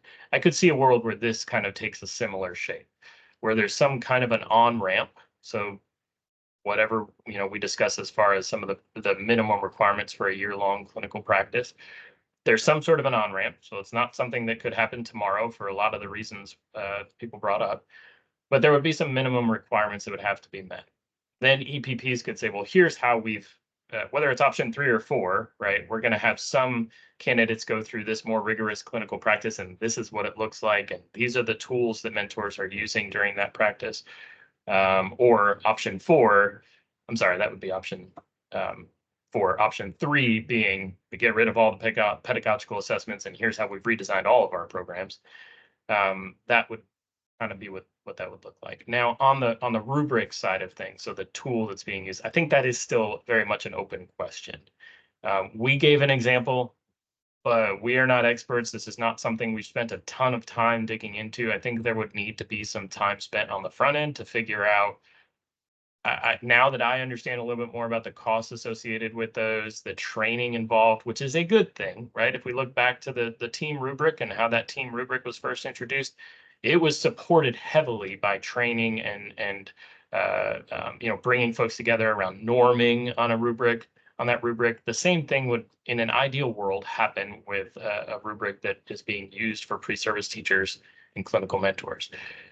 Obviously, some work would need to be done there. But I think when we were also talking about this, we didn't want to just say that that NIET rubric is the only thing that could be used. There could very well be other examples of tools out there. So not really an answer on that, but just want to kind of throw it out there that we would not, leave folks at their own devices to figure that part out. There would need to be some support in that space. So other thoughts around kind of a more robust clinical practice experience. What should it include? And there's a difference between language that's used in policy versus what's actually happening and used maybe through the department's review process, which could be a little more granular. But what sorts of things would you expect to see in a more robust, lengthy clinical practice that you may not be seeing in a 15-week student teaching experience right now?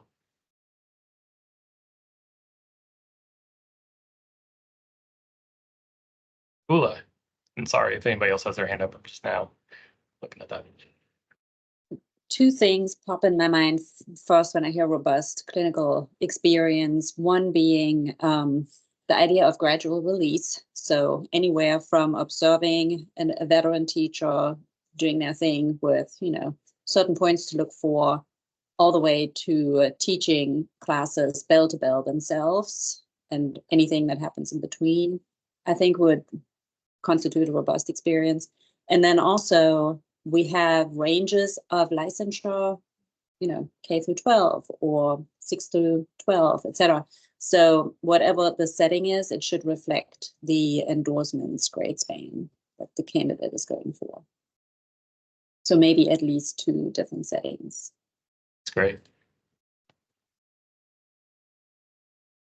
Who's next? Representative Slater. Yes, thank you. And focusing on option 3, I really like that. In fact, I think I've been convinced early on. I said option 4, but I think I've been more convinced on option 3. I have a little bit of concern when it comes to a year-long program Unless, as was just mentioned, it would be, some graduate release type of time. I think that a year-long program would end up being providing some difficulties both for EPPs and for candidates themselves. I think that there's some cost there. There may be some EPPs may struggle with even having to fully restructure their traditional path to teacher preparation. And then I think too, as a legislator, about the fact that we are in a teacher shortage. Anything that would further pinch that pipeline of teachers, I'm kind of wary of. So what that year-long would look like is very important. I think it sounds like there's an assumption we're going to go to a year-long, and if that's the case, okay, then what are the details of that? If it's a full year-long student teaching, I think that it would cause some difficulties I could see for some districts as well, and I think that's already been stated. But I would go to the rubric, and though the team rubric is, though it has already been said, was not designed for teacher prep, I think that we can take that. I like that it originated here in Tennessee. Let's go ahead, let's modify it. I think that we could go down and develop a rubric, and so I'm certainly a fan of that. Thank you. Sharon. No, Bob, we haven't put the poll up just yet. Building upon that, long time ago, when I was a principal at Knox County Schools and I partnered with UTK on training teachers, when it first added the 5th year, I was at a principal at a school where we had pre-interns and interns, and I can honestly say that was the best program in getting teachers ready and helping me as a principal leader try to select really high quality teachers who fit my school well and that kind of thing. So this conversation has been really great. I wonder though, I know the work we do at SCORE when we lean in with districts and help them really think about innovative practices and implementation. I'm wondering if there could be a consideration given to a pilot of EPPs who want to implement a robust clinical experience and allow those EPPs who may not have the capacity right now to change course completely, because we understand that's a lot and there's costs tied to that, as Representative Slater has just said. But maybe then some who want to implement and are able to do that or have something already similar that they're working toward, and then others who want to stay with EdTPA assessment option. And then that would give the state board and the department an opportunity to kind of look at effectiveness over a period of time. Just offering that as an option. Sharon, just to kind of think that through, so that sounds a little bit like option 4, right? Where you could have some doing, and then that would give you a natural study of. I think so, but I would say take away the praxis. I think just from a lot of our conversations, if you're asking us at that point, that's what I'd say take away. Okay. See, I think Eddie, you're next. Thank you. I'm glad Sharon mentioned that, because option 4 has been the one that just because of the flexibility. I do think the more robust clinical experience does provide, better options for us. But similar to what Representative Slater said, having the ability to hire people mid-year it has been beneficial as a district leader. And so if going the robust clinical option, I wish there would be some kind of caveat in there where you could say that the EPPs would at least have all of their coursework done. So then if we wanted to hire them, in January where the teacher could actually be getting paid, which is a benefit for them, and we could have a teacher of record and still get the support from the school. That would be a win-win for us. That's a really interesting point we hadn't really thought too much about. I think two things come to mind when you bring that up. One is the new clinical practice permit that could be kind of the vehicle for doing that. As just a thought, but as opposed to creating like a new license type, because right now the main license type would have to be completion of the undergraduate degree. So to do what you said through a license, we'd have to create a new license, but there is kind of that clinical practice permit vehicle. Two, I think that's a great thing to have in the back of our minds as you're continuing to think through what restructuring a prep program would look like, since it, as you pointed out, would require completion of coursework prior to the clinical practice, unless it was some situation, and maybe this is what you meant, where like halfway into the year, they've completed coursework. So you could still have the candidate doing coursework and kind of a clinical practice experience that is not, as you know, folks have said, this gradual release model. It makes a lot of sense. In that first semester, they're not owning a classroom, they're not teacher of record, but if everyone agrees that they're ready for it and there's that need, then that clinical practice permit could be utilized that second semester. I think Bob was next. Yeah, I mean, this is probably obvious, but so I'll just try to say it briefly. But to the representative's point, I mean, as a non-higher ed based EPP, whereas for us, the full year is really important for quality, because we're not talking about adding time already onto an existing undergrad program, and I would see people's concerns about that, but rather our whole program is 2 really intensive summers wrapped around a single school year. And that to us is really minimum necessary to actually complete all the coursework as well as to get all the field experience. So in our situation, I would certainly advocate the full year, but obviously in distinction to what you're talking about, a sort of lengthening sort of higher ed based programs.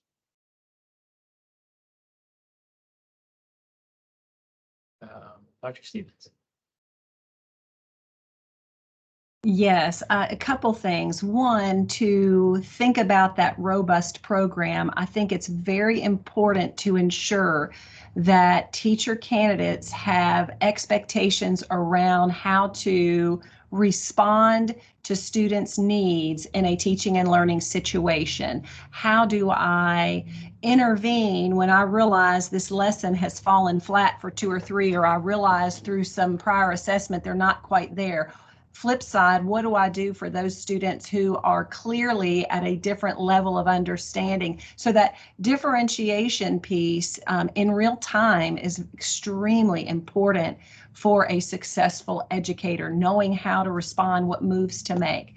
Another comment related to option 4, I have a bit of a concern, and I am not higher ed, but I do have a bit of a concern. If there's too much flexibility and freedom, it could potentially pit EPPs against each other. Choose us, we've got this option. Don't choose them, they've got this harder option. And so I do worry a little bit about that. That to me is an unintended consequence that keeps ruminating in my mind. Yeah.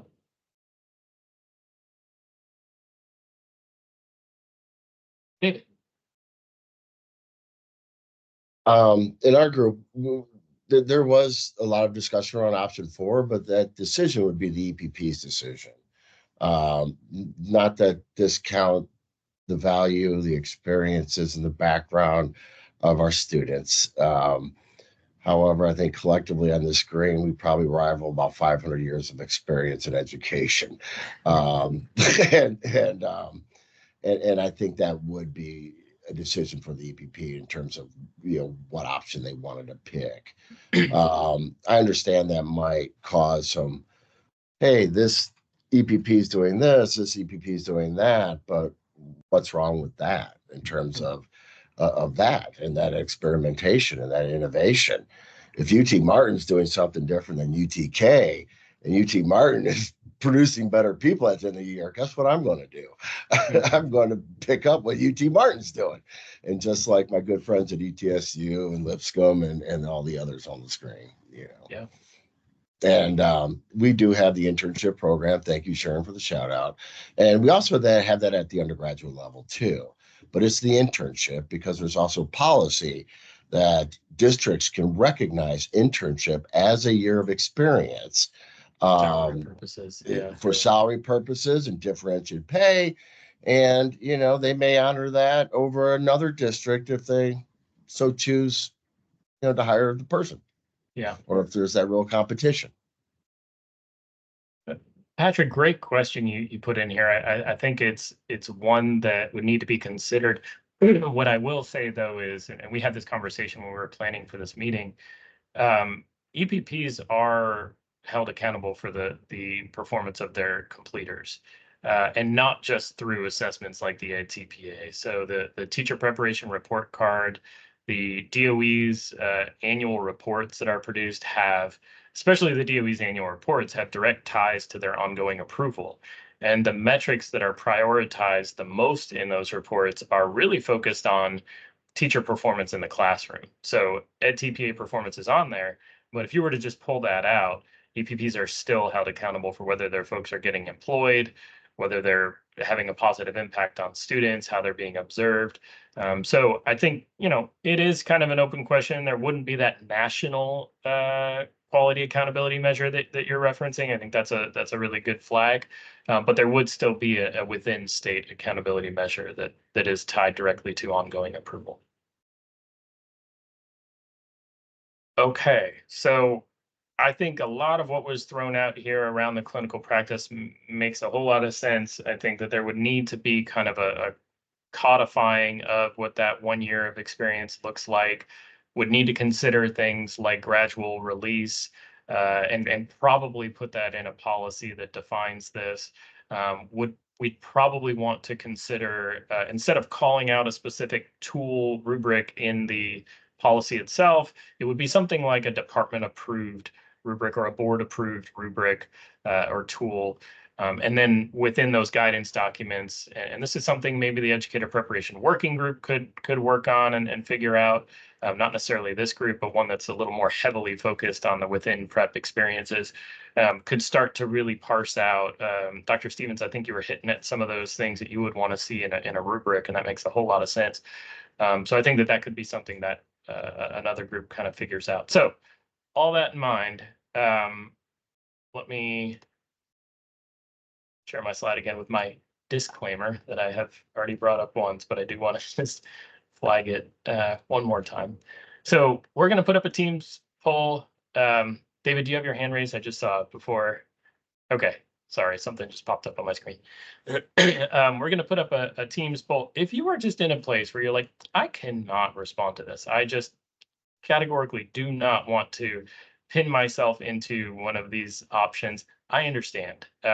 Draft your thoughts down, send them to us so that we can take them into consideration. You're not being forced, but if you are in a place now where you feel comfortable responding to this and picking one of the options, please go ahead and do so. So Jennifer, if you want to put that up, let's do it.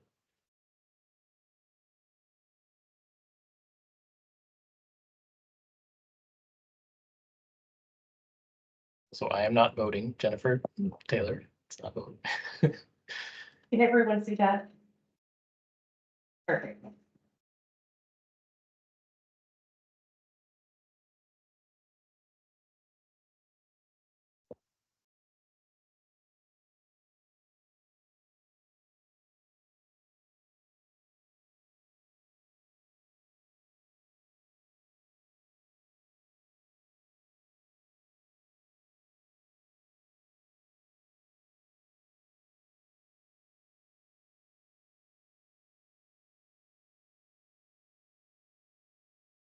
Looks like we've had 12 responses, 13 responses, so we've a little bit more.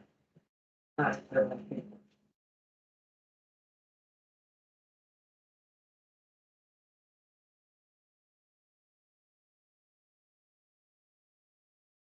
think we got 2 more to add for 3.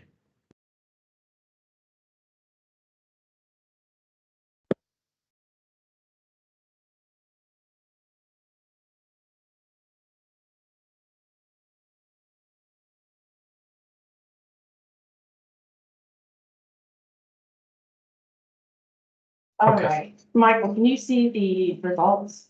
I think so. Yeah, it looks like, I mean, I'm not going to do percentages because we got a couple that were, I can't do percentages on the spot like that, but 12 selected option 4, and then it looks like maybe 4 or potentially 5 selected option 3, 1 option 2, and 0 option 1. So I think for the most part, folks are interested in option 4. Matt, yeah. You may have said this, but in the way 4 reads, does that mean the EPP could then do option 3? Yeah. Okay. Great point. We didn't say that, and I think that that's a good point. If an EPP said, you know what, we are not going to, nothing would force an EPP to offer EdTPA. This is simply a permissive option so that EPPs could choose what they. Okay. That was what ultimately changed mine from 3 to 4 when I read that last line. It's like, oh, well, that encompasses option 3, as long as the EPP can make that decision to do option 3. Patrick, Dr. Stevens, yeah, I same thing occurred to me as well. 4 is potentially a path to 3. So if we do decide to go the route of 4 and we find that either EPPs have all dropped, the pedagogical assessment, or we're seeing great results with clinical practice being a more robust experience, then maybe that's a move to 3. Matt, do you have something else, or is that? Okay, cool. Okay, so again, this is not the end of the conversation. If you have other thoughts you would like to share with us, or if you didn't vote and you have kind of an opinion you'd like to share, you know how to reach us, and please do. But I thank you all so much for the robust conversation. It's been a lengthy conversation on this topic, but it's a topic deserving of a lengthy conversation. So thank you all so much for this. And we will take this to our executive director. We will spend some more time thinking and talking about that clinical practice piece, reviewing our notes from this conversation, tapping into other groups that we know we can get some input from, and we will share back with you as soon as we have some next steps on this. Thank you, Michael. This was a really impressive session. You were an amazing group of people. I learned a lot listening to you all today. The data were really helpful. The last time I was on a state level working group, the department did the exact opposite of what the consensus of the working group was. But Michael, I'm sure that won't be the case here because you're such a deft leader. Well, thank you, Bob. I appreciate that.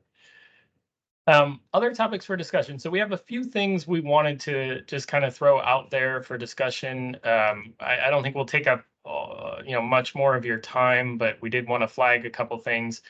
And then we also wanted to open this up, since this is the first working meeting of this group. If there's something that you're like, hey, when it was announced that I was on this group, this is the one thing that I really wanted to make sure that this group spent some time thinking about or doing. I want to give you all a little bit of time to raise those issues. So, and I will admit that we're going to talk about these two topics briefly and not with the same sort of background that we did on EdTPA. So for some of you, this might be a little just confusing. Please ask questions. Please, feel free, if we want to schedule some time after, we can do that. But special education is a big one that has been a topic of conversation between the state board staff, the department staff. CEC is the Council for Exceptional Children. They're a national organization that sets the standards for special educator preparation programs. So all of those standards that preparation programs have to align to prepare special education teachers, they're changing their standards, or they have changed their standards. In addition, there are many states that are moving toward this more singular overarching endorsement. What I mean by that is, in Tennessee, we have a comprehensive endorsement, we have interventionist endorsements, we have a hearing endorsement, a vision endorsement, we have early childhood special education endorsements.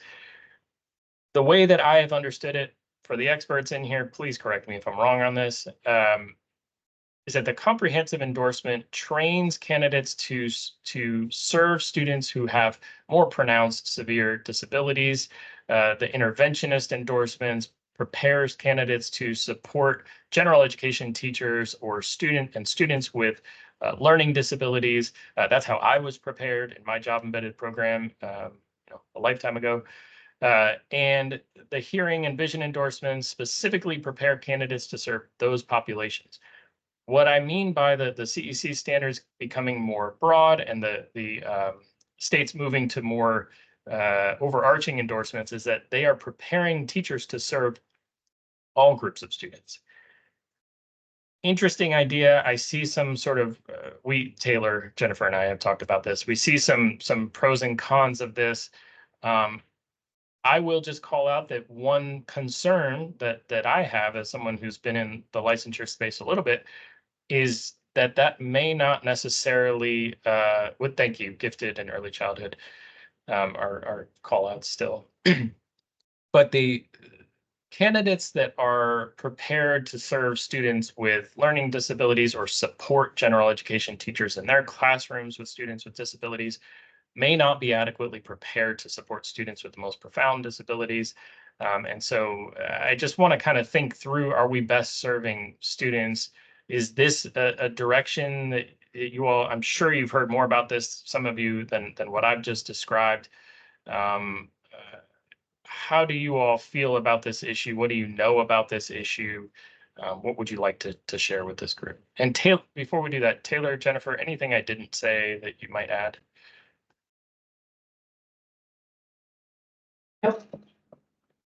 No, I think you covered it well. I would just echo that, we are hearing a lot about, the special education world and really knowing what's kind of available and, federal requirements and emergency credentials is a lot of things that I hear, each and every day. So I think this is a great place to kind of start this discussion and think through some of this.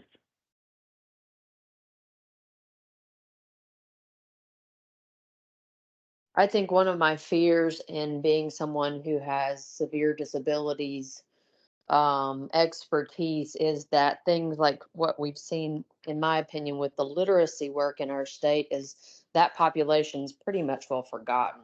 We've highlighted elder disabilities and the strategies for students with disabilities in that. And even when Commissioner Schwinn was asked about that at TACD, that she indicated, oh, yes, we have highlighted strategies for kids with dyslexia. Well, that's not the population we're talking about. And so my fear is, will that be a forgotten group and that we're primarily just preparing SPED teachers for supporting those kids with milder disabilities? I'll echo Dr. Chambers and having that expertise and comprehensive as well. I'm kind of thinking about the kids who are very medically fragile, kids that have particular toilet needs. I mean, those are specific, strategies, evidence-based strategies that are often associated with those courses. And does that get squeezed out, And then just that overall care and dignity of somebody that requires those comprehensive supports. Yeah. Because I'm thinking of the bright line test, pretty much a special educator is responsible for everything but surgery, as long as they're trained. I think another thing that concerns me is while our ed prep programs are oftentimes covering for that population access to the general curriculum, we're just also not seeing it in practice. So our schools aren't ready for the integration of those students. Even in SPED classrooms, oftentimes they're not prepared to provide access to the general curriculum. So I think it just leaves that population in a real disadvantaged state. From a district perspective, this is certainly an area that is very challenging when you have special education settings that require unique licensure and experience. I would be interested in learning more about this single overarching endorsement, just to learn more about it, because we are trying everything to get those folks who are appropriately licensed in the right spot, but we also have to recognize, particularly with highly modified settings, the level of burnout for those educators is pretty fast. And we want people to not feel like they can't make a change because this one endorsement is not there. And I know we have pathways to add on, but this would be intriguing to learn more about.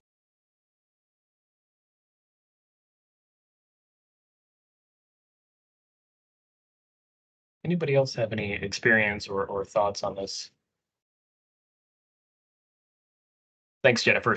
For some background, Jennifer just shared a link to the standards you may want to look at. And one of the pieces that I've kind of looked into are those specialty sets. So if you go to standards and you go down to specialty sets, CEC is starting to either phase some of those out, not support some of those.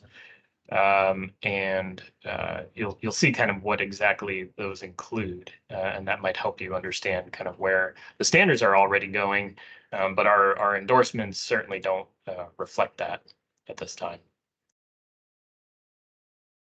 Okay, moving to another topic, occupational licensure pathway 3. I know I just threw that up there and expected you all to know what I'm talking about there, so I will explain it. Pathway 3 is actually called out in our licensure rule in the occupational section. It is a pathway that was created by the General Assembly last year, I believe, 2023. Potentially 22. I don't remember how all these things kind of bleed together, but point of the matter is it allows someone with the requisite industry certification and work experience to complete a series of courses, not a full preparation program, from an approved EPP. So it also doesn't say it's an EPP approved for occupational licensure. It just simply says an state approved EPP, and then get a license.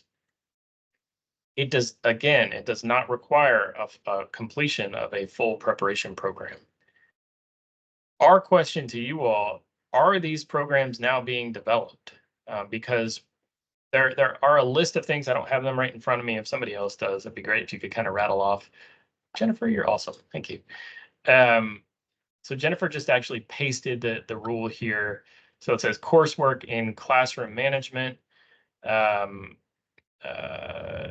pedagogy, serving students with disabilities, English learners, and the teacher code of ethics. But it's kind of broad, right? It doesn't say it has to be X number of credits in here and there. And it again says it has to be from a state approved educator preparation provider, which really opens it up to the however many providers we now have in the state, not just the handful that are approved for occupational licensure.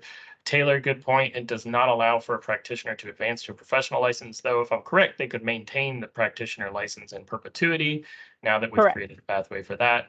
So it's not that they would get the practitioner license and then be out of luck, but they would have to maintain that practitioner license.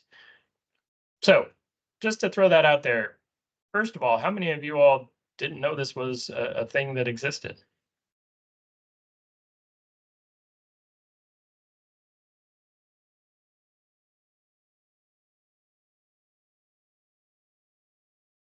Okay. Second question, are you all working with your partners? If you're a district person, are you working with your EPP? EPP working with your district partner on designing programs for this pathway or this population? I can say that I knew that it existed. I don't think I realized that the EPP didn't have to have the approved occupational program. So we hadn't been working on it because I didn't think that it applied to us. Good point.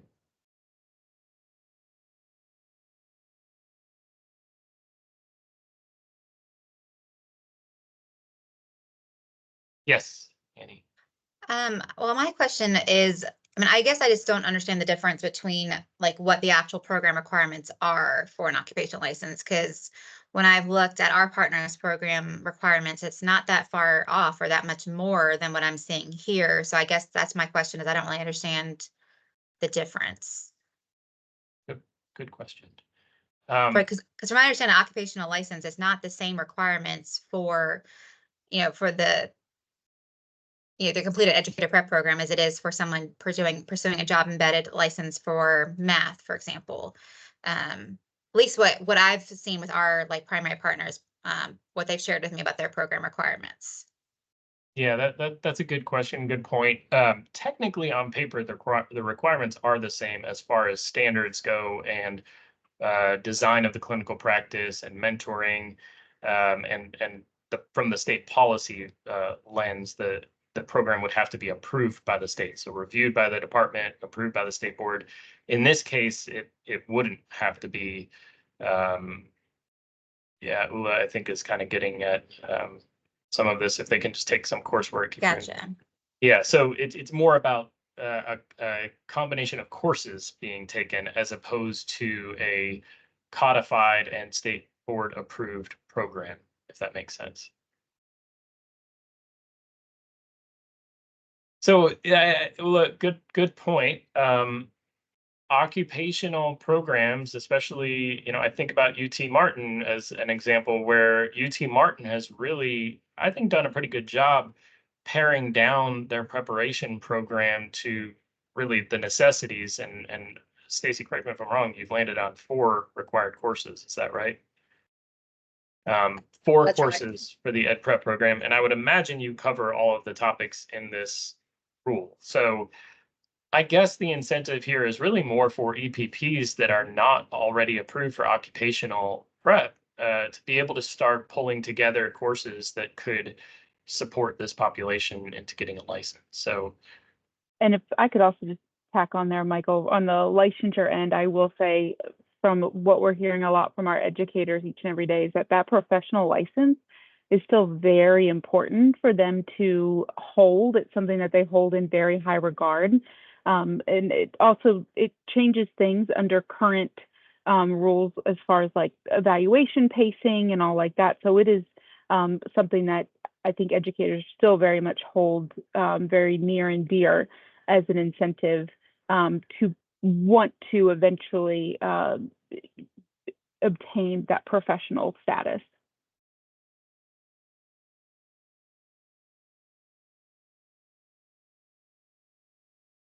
thanks, Taylor. That's a good point too that we've heard over the years in many different contexts. Sounds to me like there was maybe in some cases just a lack of knowledge about certain aspects of this pathway that, to no fault of your own, it's just it's new, and getting the word out and making sure folks understand what this is and is not is important.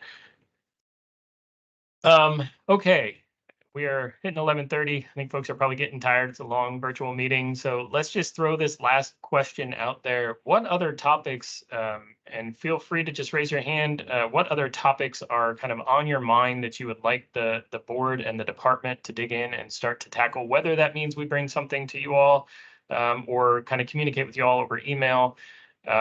What other topics are of interest to you? And we'll just go in order. Bob. Hey, I asked my colleague, who's our actual EPP director, for anything else to raise for this meeting, and something that she flagged, and I have to admit I'm not the expert on this, but she definitely wanted me to raise it, is the provisions and pathways around expired licenses. We've had over the last couple of years 3 different people whose licenses expired for actually pretty legitimate reasons, like they maybe were career changers, or they were working in a private school setting for a while and returned to public education. And I mean, obviously it would have been in their best interest to do everything they needed to maintain their licenses. I'm not going to dispute that, but there are times when you don't know what your career pathway is going to hold, and if you leave day-to-day public school teaching, maybe it's not the top of your list.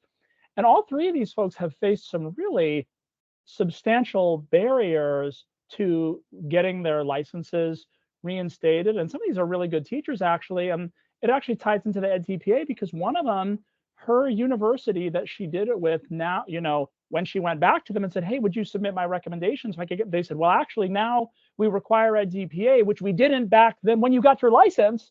And so because we didn't require it at the time, we can't sign off on your thing now. Right. And so this woman, she's an excellent teacher with 15 years of experience, who's literally going back to complete another EPP now, because it's the only way that she has found, at least, to get her license back on track. So again, I understand there's many factors to this, but pathways around renewal or reinstating of licenses that expired, not because of performance reasons, but because of career pathways or what have you. That's just an issue she asked me to flag. Good point. While I am certain there are still cases that we need to dig into and figure out, is this an appropriate sort of barrier for someone to reactivate their license. Thank you, Taylor, for pasting that in the chat. There have been some fairly recent changes to reactivation pathways. And those are now all kind of spelled out in our rule. So some of what happens is the information that an educator received 2 years ago has changed. And I would recommend that you tell folks to come right back to the department and look into their specific scenario, because there may be a new set of requirements for them, but there may not be. Let me just flag that they may still fall under a set of requirements that folks believe is a barrier and should not be. But I just wanted to call that out. David. Sure. Math 610, math 612. Academic majors as an indicator of content knowledge, and agricultural endorsements. Oh man, you just threw a lot into a very short. I know what you're saying on a lot of those things. I hear you. Yeah, that the math 610 issue is a challenge. That one pains me quite a bit, because I was one of the ones who brought the recommendation to add this new pathway for this assessment, and performance on that assessment is horrible. The NES assessment. So I agree with you there. You said majors for demonstration indicator of content knowledge in lieu of the assessment. Correct. Okay, I think we've hit that in some places, but we should talk if there's still an issue there. And what was the third thing you said? This kind of relates to that too, agriculture endorsements. I mean, the biggest thing on them is outside of the major not being there. Praxis is only offered 3 times a year for them. Yeah. If I'll be quick on math 610, 610, take a page out of science, with the employment standards, an algebra, a geometry. That at least gets them in the door. Yeah. The Band-Aid, I'm with you. Yeah. And physical education, although we don't have that program here at the University of Tennessee, Knoxville, I've heard that from some of my friends in terms of, again, major outcome disparities. Yeah. That's a good list. Thank you. Ben. So I was actually taking a look at the rule here, and over the years, whether it's state board approved pathways, pathways designated by the General Assembly, there's a number of different options for every different license type. And just like the conversation we have right now, EdTPA for traditional versus job embedded to get the same, end result. Are there certain licensure pathways that have easier or less strenuous process? And if so, is there a way to streamline that to where everybody can follow through that process? Or is it a process that's needed at all?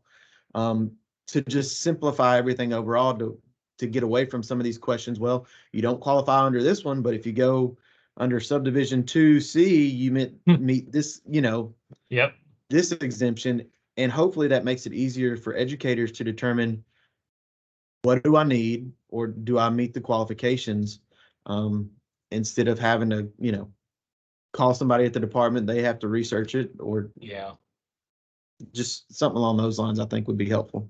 Yeah, great point.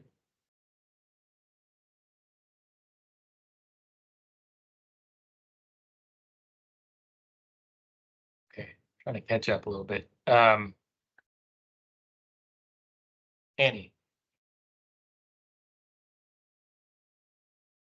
Am I saying your name correctly, by the way? Is it Annie or Ann? You are muted. It's just Ann, sorry. Thank you. Sorry about that. No, you're good.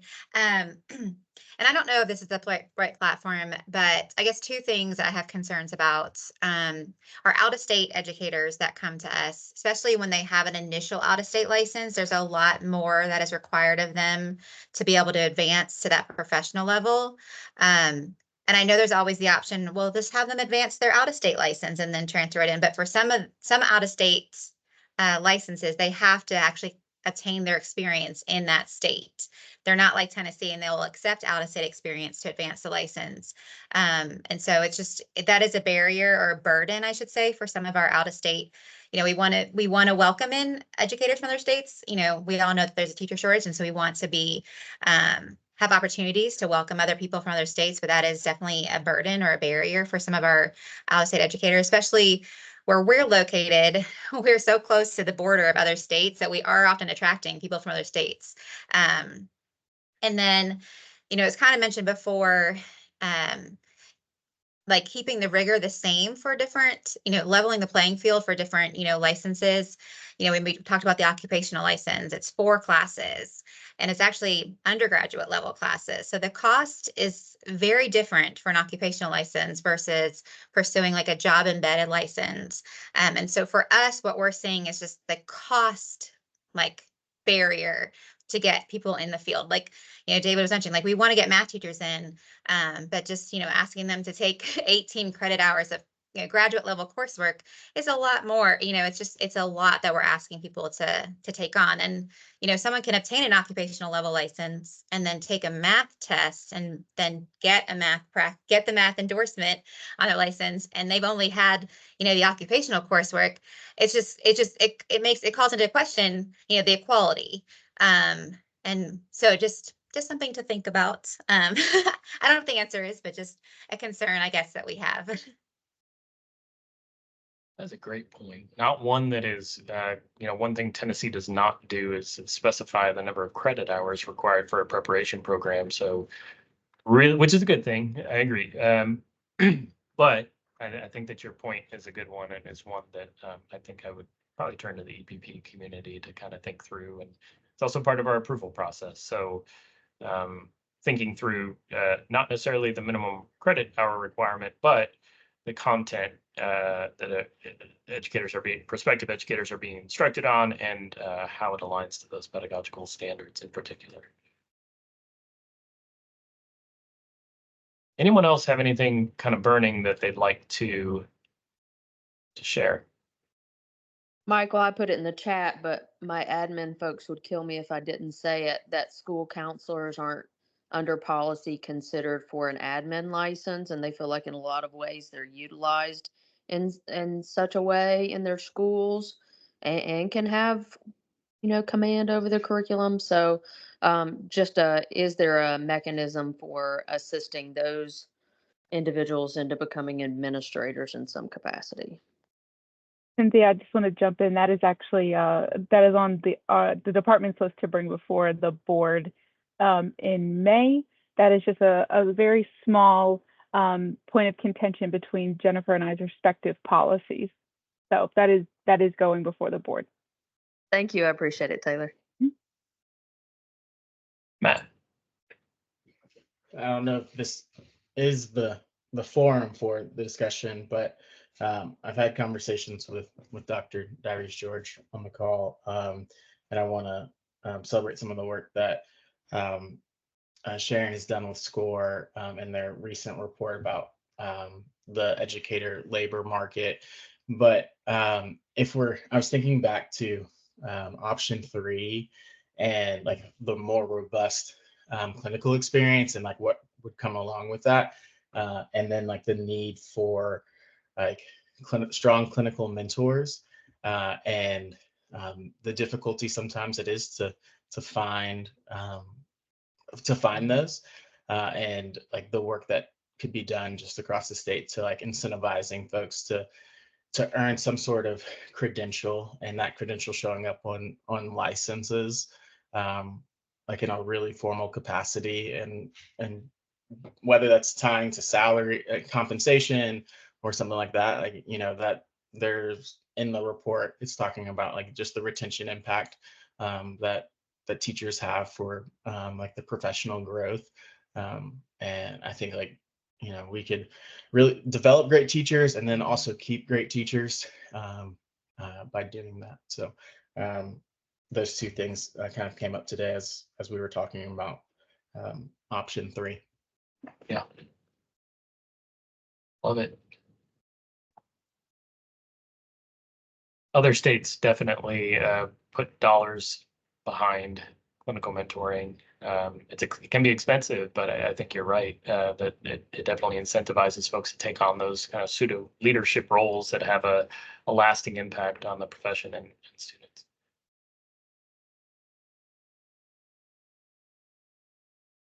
Anyone else? This is not it again. You can always email us. I just wanted to, if there's anything you wanted to call out for the whole group, we wanted to give you the opportunity to do that.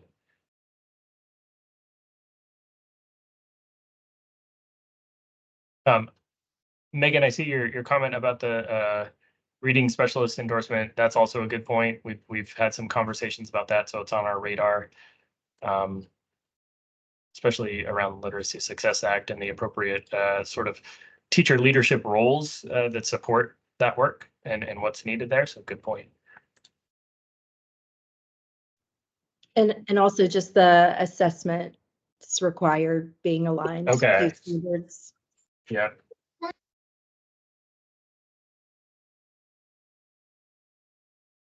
Okay. Well, I think we have come to an end. We've got a whole lot of work to do on our end, but I feel like we landed in a pretty good place. Just as far as what you all would probably recommend to our executive director, some of the considerations, it's obviously not a blanket recommendation without some of these additional pieces. So I think on our end, we need to kind of go back and have some conversations, flesh some of this out. That may mean that we reach out to you over email and seek additional feedback. And as we mentioned at the beginning of the creation of this group, we also have a larger group that we will probably tap into, the almost 100 folks that applied to be on this committee. So that's something we'll plan to do as well. But I want to thank you all for your time and energy and on a Monday morning. I hope everyone has a really good week, and you know where to find us if there's anything else you would like to share. Taylor, Jennifer, anything else before we part ways? Thank you all for your contribution in this space. Yeah, I would agree. Thank you all so much. All right, everyone take care and have a good week. Bye.